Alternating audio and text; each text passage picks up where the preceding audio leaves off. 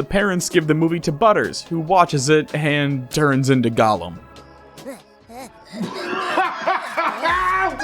What it is, guys? It's your boy BlastphamousHD, and today we're here to check out a video called simply ranking the best and worst South Park episodes from each season, period. Now, me personally, I've seen about 15 to 20 entire South Park episodes. I've seen a good amount of clips. So this right here is gonna really help me compartmentalize all my South Park information that I've got inside my brain. And we about to go ahead and get this popping.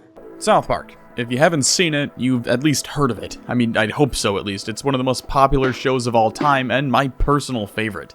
At the time of writing this, South Park has 328 episodes and a handful of Paramount exclusives, and while I could sit down and rank each individual episode against one another, that's for another video that'll get put out whenever I finally finish that. For now though, I thought it'd be fun to sit down and check out the best and worst episodes from each season, at least according to IMDb. From there, I'm going to pick out my personal favorite and least favorite episodes from each season because this is my channel and I'll do what I want. Suck it. Best Cartman's mom is a dirty slut. That's the first episode? Starting with Season 1, we have Episode 13 and the season finale, Cartman's Mom is a Dirty Slut, with an IMDb score of 8.6 out of 10, and for good reason. The episode centers around Eric's quest to find out who his father is. This all stems from the fact that Eric's dad isn't in the picture, so he has no one to celebrate Father's Sunday with. Oh, did I say quest? Well, it's more like a giant laundry list of names that Eric's mom has slept with. It goes something like this. Eric's mom says it's a Native American named Chief Running Water. Chief Running Water tells Eric that his mother is referred to as Bear with Wide Canyon, and directs him to see Chef. Chef says that Eric's mother preferred Mr. Garrison over him, but Mr. Garrison proclaims that literally everyone at the 12th annual Drunken Bar Dance has slept with her. This leads Eric to seek out Mephisto, that weird DNA dude who lives in the mountains, for DNA testing. The episode is left on a cliffhanger with all of the potential fathers, including the entire 1991 Denver Broncos roster, gathering around for the test results, before the narrator tells everyone that the answer is coming in 4 weeks. Spoiler alert, the father is actually his mom, who's a hermaphrodite. Early South Park was so chaotic, I swear. Oh my god. The worst. Elephant makes love to a pig. The worst episode of Season 1 is Episode 5's An Elephant Makes Love to a Pig, with an IMDb score of a 7.4, and oh boy is it something. It starts off in peak Cartman fashion with this absolute banger of a one-liner. You get your bitch ass back in the kitchen and make me some pie. The gang's waiting at the bus stop when the camera shifts and you see Kyle holding onto a fucking elephant. I mean, come on guys, it's in the title of the episode. But yeah, Kyle's got a pet elephant for some reason. Got it by mail order from Africa and everything. Oh, and Cartman's got a pot-bellied pig, because fuck it, why not? Matt and Trey must have been messing around with these reveal shots because there's another one right after that made me choke on my coffee. The bus pulls up, but Miss Crabtree won't let the elephant on because it's, quote, the new retarded girl. Because of this, the elephant has to ride the short bus, which is where the pan shot comes in. Listen, I get it's not a joke for everyone, and by today's standards, it's incredibly offensive, but good god did it make me laugh when I first saw it, because we've all been there. We were all in elementary school and middle school once, we all saw the short bus, we all had our little friend groups, and I guarantee you every single one of us has made a joke saying their friend belongs on the short bus. And for any of you grandstanders out there, you're the person. Anyway, after learning about crossbreeding in school, Kyle wants to breed his elephant with Cartman's pig to make pot-bellied elephants, which leads them to Dr. Mephisto's genetic engineering ranch. He's doing work that'll change the world for the better, with 4-assed monkeys, 4-assed ostriches, and a 4-assed mongoose. This guy's killing it. Unfortunately for the boys, the pig and elephant DNA won't splice, leading them to seek out Chef, who gives them an idea to help the animals make sweet, sweet love. Back at the ranch, Mephisto is able to use some of Stan's DNA from a blood sample, which he uses to make a Stan clone. There's this hilarious part where the kids try to get the animals drunk and Elton John just appears and starts singing to help set the mood. It's so over the top and stupid. Anyway, the Stan clone ends up escaping from the engineering ranch and starts terrorizing the town of South Park before Mephisto saves the day by shooting it. At the science fair, Cartman's pig gives birth to a pot-bellied pig that looks like Mr. Garrison, implying that Mr. Garrison was clapping some bacon cheeks. This is definitely one of the more unhinged episodes in the entire series, and it feels out of place with the rest of not just the season, but the show as a whole, and it looks like the audience generally agreed with that. Coincidentally, this is also my least favorite episode of the season as well.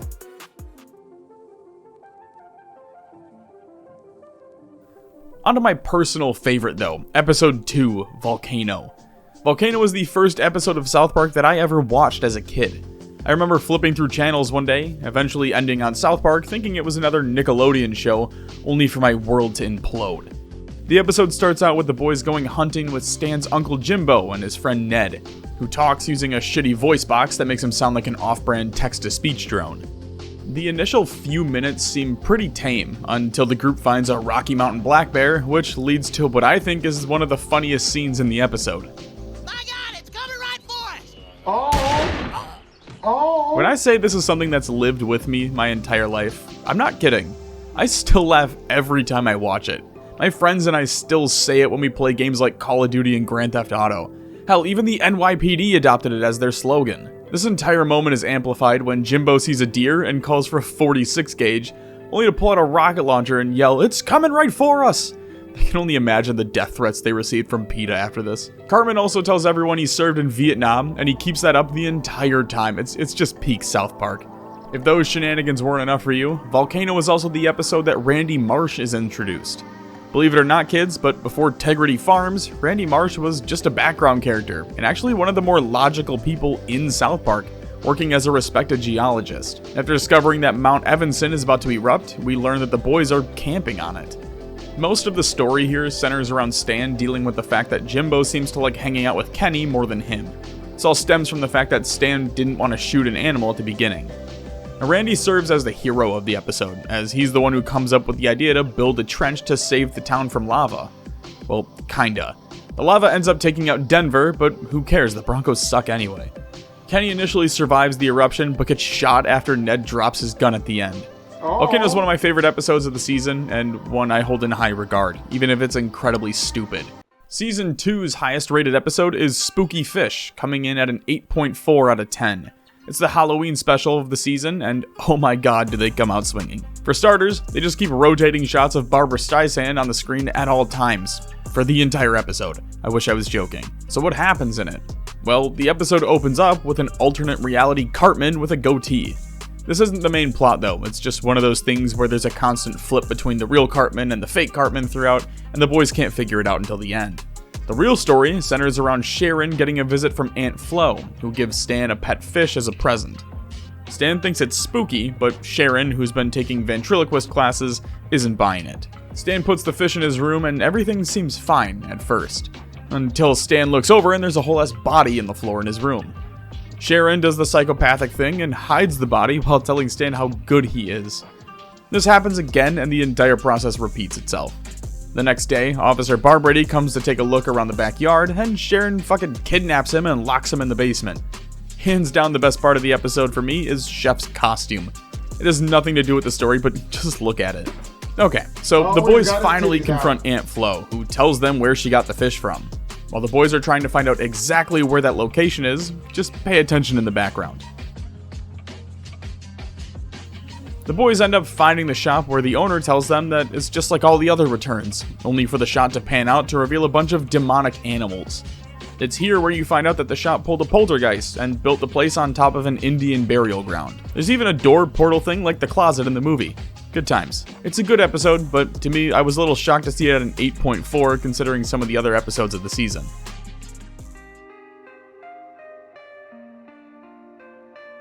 The worst episode of Season 2, and the entire series so far, is Terrence and Phillip in Not Without My Anus, coming in at a measly 6.2 out of 10.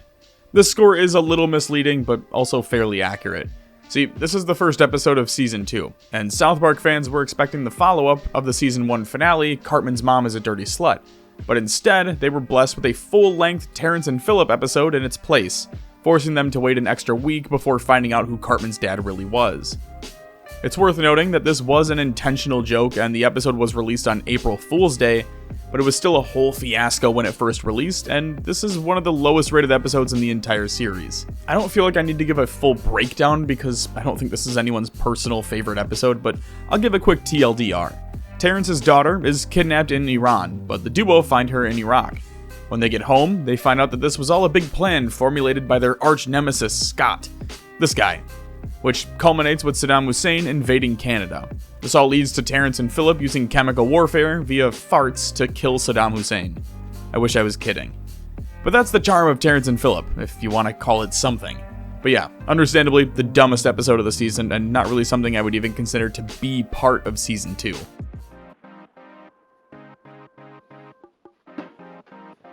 Episode 4's Chicken Lover comes in at an 8 out of 10 on IMDb, and is a big Cartman episode. I mean, most of South Park in general are Cartman episodes, but this is the big one where he drops the famous line. Respect my authority! Outside of that, this episode is a bit difficult to talk about without the entire video getting demonetized, which is a chore in and of itself. So I gotta kind of beat around the bush a bit here. There's a big crime scandal in South Park. Something is, choking the chickens, if you catch my drift. Someone's doing that thing where if Chris Hansen walked in, they'd be asked to take a seat. Got it? Alright, sweet. Well, whoever was doing it left a note at the scene, but there's only one problem. Alright, I can't read! To address the Barbrady predicament, the mayor sends Barbrady back to elementary school to learn how to read, causing Barbrady to enlist Stan, Kyle, Kenny, and Fat Ass to help figure out who's doing this. And as everyone was expecting, Cartman takes it a bit too far.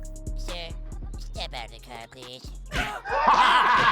All unit. With the boys' help, Barbrady learns to read, and they're able to catch the chicken choker, who's just the librarian dude at the beginning of the episode. It's all a bit strange, but a good episode nonetheless.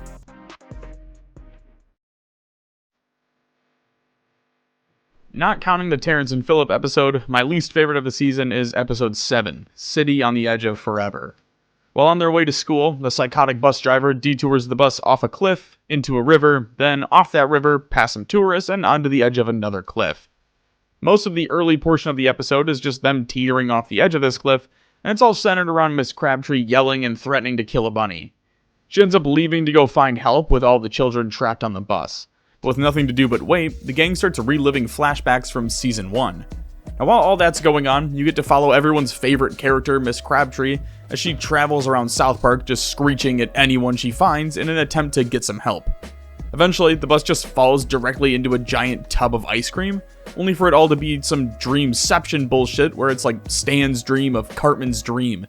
It's all really strange, but yeah, that's the episode.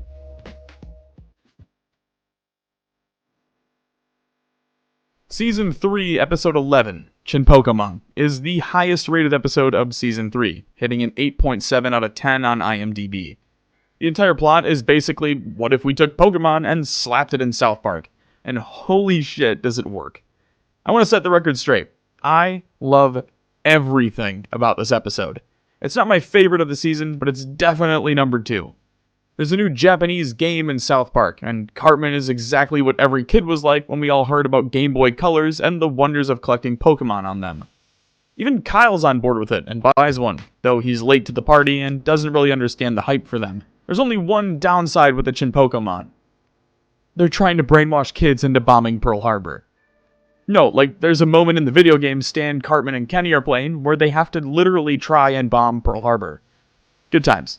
It's like War Thunder before the leaks. As the episode goes on, the characters slowly transition to be more anime-like with their faces and talking habits. At one point, just full-on speaking Japanese in the classroom.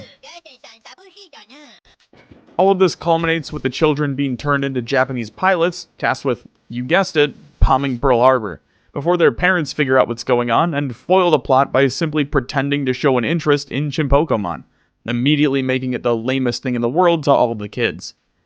Just a great episode, and one that I could watch over and over again without ever getting tired of it.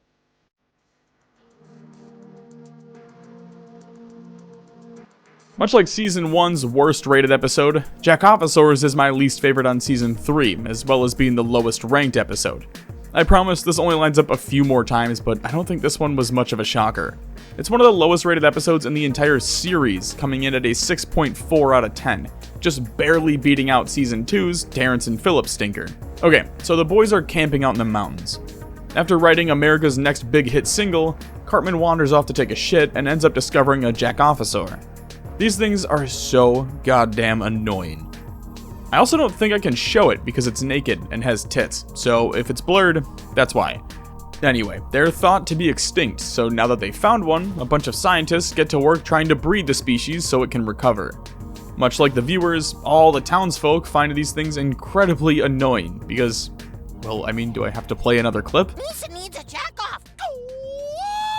To get rid of these things, the town stages a game show which is fixed to help the Jack officers win so that they can win a trip to France. And that's it.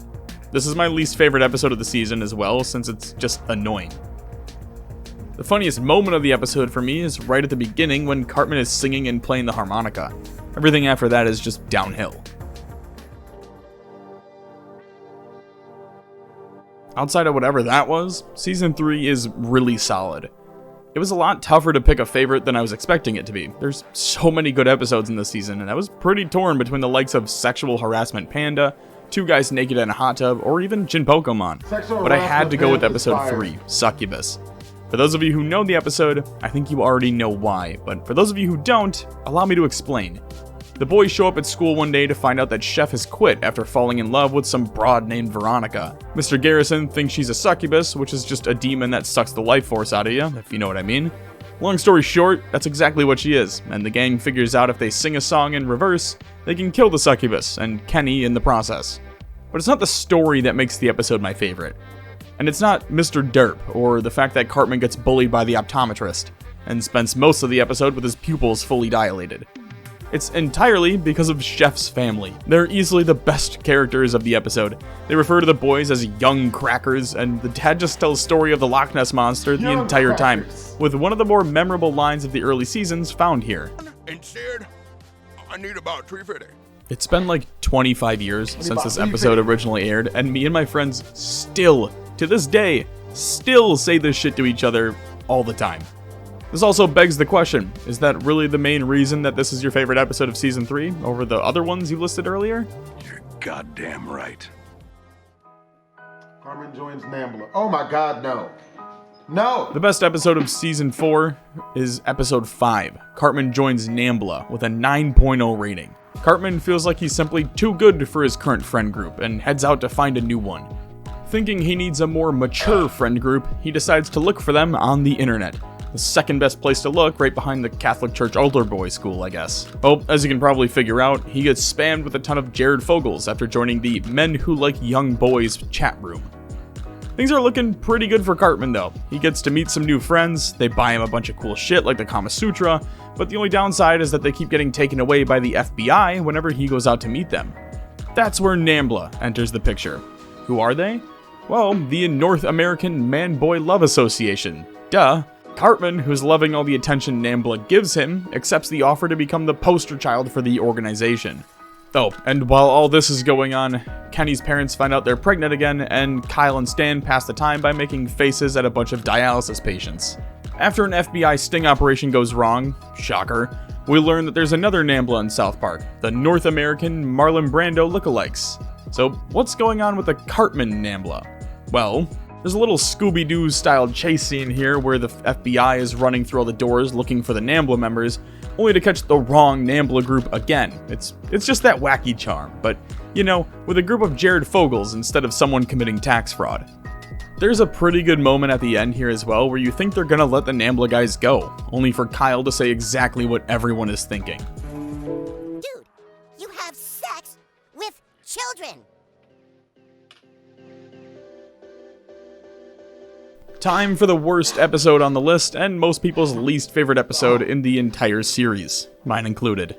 Season 4's episode 14, Pip. It's got a 6.6 on IMDb, and it might as well just be a 4. The entire episode explores Pip's background, which is just Great Expectations. You know, that Charles Dickens novel? Yeah, well, it sucks. It's not really funny at all, there's no good moments in it, and none of the main characters even make an appearance. Pip is an orphan, much like in the book, who's sent to a boarding school to be raised as a gentleman. When he returns home, the lady that sent him away wants him to fall in love so the princess child chick can break his heart. I don't know, it's really dumb, no one likes this episode. Can we skip it? Awesome. Moving on to my personal favorite episode of the season, we have Probably. It's the second half of a two-part story where Chris and Saddam Hussein are fighting for Satan's love and affection. What a weird sentence. Anyway, while that's going on, Cartman has started his own church and it's beginning to grow. Just seeing Cartman as a preacher is fucking hilarious to me. And then you have Cartman's mom trying to get him to stop, and it's just the weakest attempt. The children end up building a new church while Cartman starts getting calls from Kenny, who seemingly died in the last episode, but is actually just in Mexico, which, I mean, same thing, right? Cartman ends up using that to keep scaring the kids, which is also just so damn funny.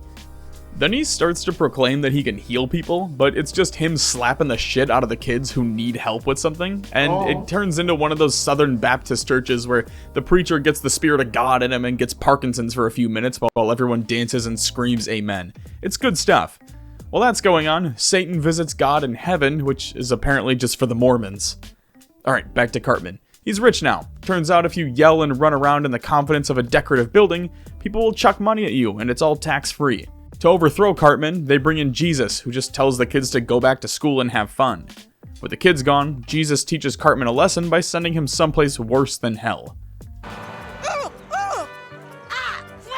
Satan ends up breaking up with both Saddam and Chris before sending Saddam to heaven to be with the Mormons. It sounds wrong, but if you flip it, it's actually Saddam's worst nightmare and more of a personal hell for him than the actual place he was living in. Season 5 is the first time where I fully agree with the top-ranked and worst-ranked episodes of the season. For the best, you have Episode 4's Scott Tenorman Must Die, with a 9.6 out of 10 on IMDb. It's one of the highest-rated episodes in the entire series, and it should come as no surprise. Matt Stone and Trey Parker even admitted in an interview that the only reason they made this episode was to show just how psychotic and truly evil Eric Cartman is as a character. Now, if you're watching this on a streaming service, or anything other than the DVD set, this is actually the third episode, as the original third episode was blocked from airing due to it showing a depiction of Muhammad. I'm pretty sure Johnny Two Cellos or Blooms has already made videos on this if you're curious about it, and I probably will at some point, but that's for another time. So why must Scott Tenorman die? Well, it all starts with Cartman bragging about his pubes to the boys. Only they're not his. They're Scott Tenorman's, who he bought them off of for $10. Now that may be gross, but don't worry, it gets so much worse. Cartman tries several ways to get his $10 back, such as showing up at Scott's house pretending to be an IRS agent with Scott's pubes just glued to his face. Anyway, Scott just kind of outplays Cartman at every angle here. Just watch this. Just give me the $6, and then I'll give you the 20. Okay. Now, give me the pubes, and I'll give you back $2. Right. Now, give me the 12 cents, and I'll give you the rest of your change back.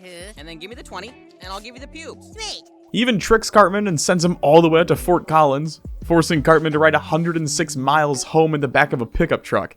Cartman even pulls out the big guns and says they're gonna put his grandma down unless he gets his money back, and Scott makes him beg for the cash only to light the money on fire. So, to get him back, Cartman concocts a plan to train a pony to assault Scott, where you get a key piece of info about Mr. Jenkins. Oh, well, does Mr. Jenkins know you're using his pony? He shoots trespassers on sight, you know. Stan's Uncle Jimbo and his friend Ned help Cartman plot revenge on Scott by doing some reconnaissance with him, where you learn that Scott loves the band Radiohead.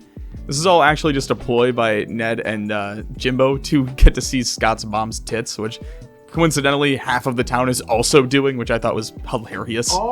But anyway, what does Cartman do with this information? Well, he voices over an interview with Radiohead to try and make Scott cry, only for Tenorman to best him yet again by showing a video of Cartman begging from earlier in the episode, which causes everyone to bust out laughing, killing Kenny in the process. He then lets it slip to Kyle that he's been training a pony at Mr. Jenkins' farm, who warns Scott about the plan, seemingly foiling it yet again. As that wraps up, Cartman invites Scott to his chili con carnival. Scott asks his parents to go get the pony to stop Eric's plan and flip it on him, before heading out to see his friends who are busy making a chili mixed with all of the pubes of every kid in town.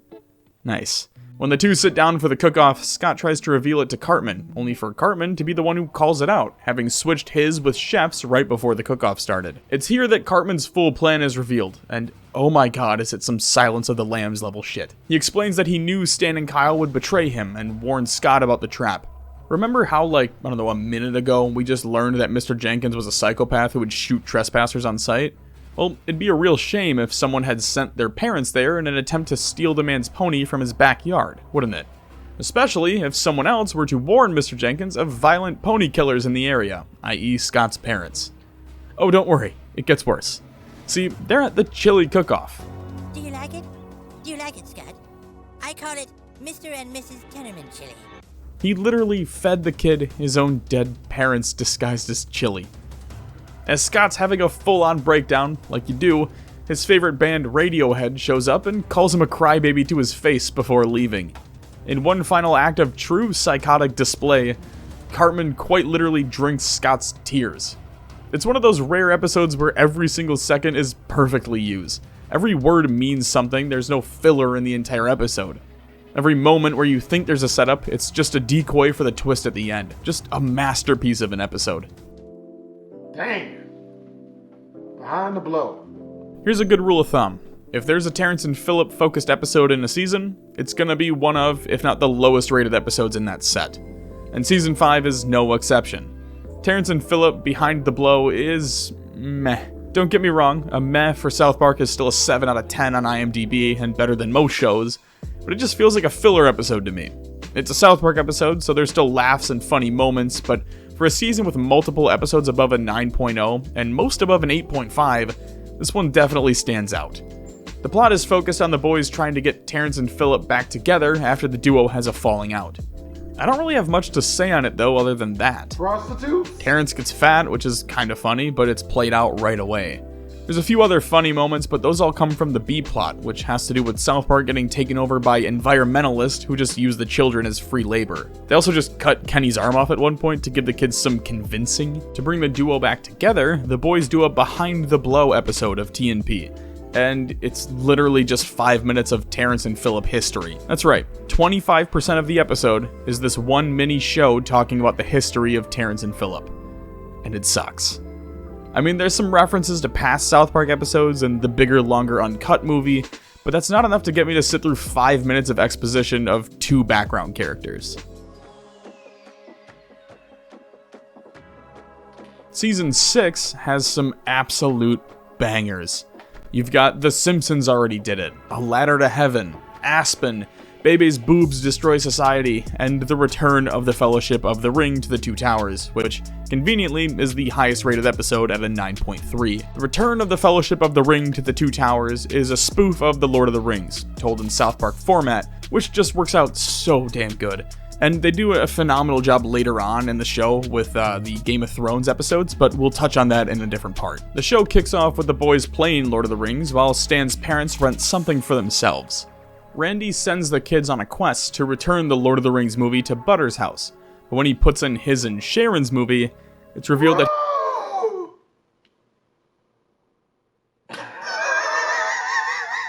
That was my genuine reaction to this. he royally fucked up and switched the movies in their cases, leaving him with a copy of Lord of the Rings while the boys are in possession of a porno. Since literally no one knows this, the parents give the movie to Butters, who watches it and turns into Gollum.